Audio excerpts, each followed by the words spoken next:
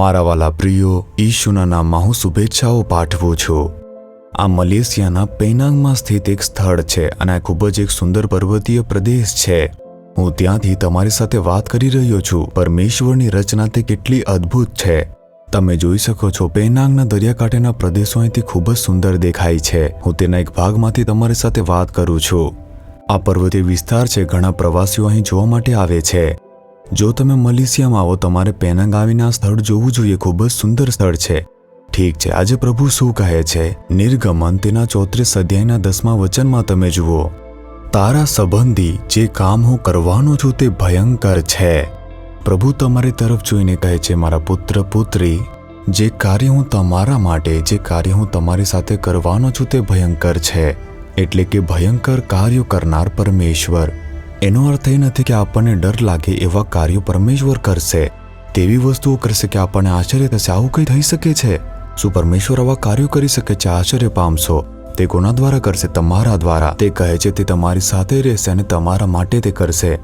જુઓ, તે દિવસોમાં પરમેશ્વર ઇઝરાયેલીઓ સાથે હતા અને તેમણે ભયંકર કાર્યો કર્યા। તેમણે શું કર્યું? સમુદ્રના 2 ભાગ કર્યા અને તેમના લોકોને તેમાંથી પસાર કરાવ્યા। તે ખૂબ જ એક ભયંકર દ્રશ્ય હતું। શું તેમનો પીછો કરતા દુશ્મનોને તેમણે સમુદ્રમાં ડૂબાડી દીધા નહીં? તે પણ એક ભયંકર કાર્ય હતું। તેમણે તેમના લોકોની સુરક્ષા કરી, આશીર્વાદ અને જરૂરિયાતો પૂરી કરવા માટે ખૂબ જ ભયંકર કાર્યો કર્યા હતા। જે વસ્તુઓ આશ્ચર્યચકિત કરે, જે વસ્તુએ તેમને આશ્ચર્ય કર્યું હતું, આજે તમારા જીવનમાં તે બનવાનું છે। તમને સાજા કરવા માટે, જરૂરિયાતો પૂરી કરવા માટે, ચમત્કાર કરવા માટે, તમારા નિંદાને બદલવા માટે ભયંકર કાર્યો પરમેશ્વર કરવાના છે। શું તમે કોઈ પણ બાબતથી પરેશાન છો? પરમેશ્વર આજે તે પરિસ્થિતિને બદલી નાખશે। પરમેશ્વર તમારા માટે તે ભયંકર કાર્યો અને અદ્ભુત ચમત્કાર કરવાના છે। તમારી જરૂરિયાત પૂરી કરશે, દરેક કમીઓ દૂર કરશે। જે બીમારી તમને ડરાવે છે તે તેમને અદ્રશ્ય કરી નાખશે।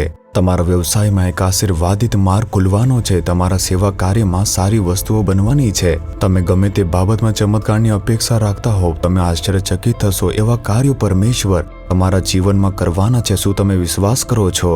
પરમેશ્વરને કહો, પ્રભુ તમે મારી સાથે રહો છો અને મારા માટે ભયંકર કાર્યો તમે કરવાના છો। હું વિશ્વાસ કરું છું આજે જ મારા માટે તમે એક ચમત્કાર કરશો અને મારા માટે ભયંકર કાર્ય કરશો। તમારા પ્રેમ માટે તમારી ઘણી બધી સ્તુતિ થાવ, સ્તુતિ થાવ। ઈશુના નામમાં પ્રાર્થના કરીએ છીએ। Amen, amen.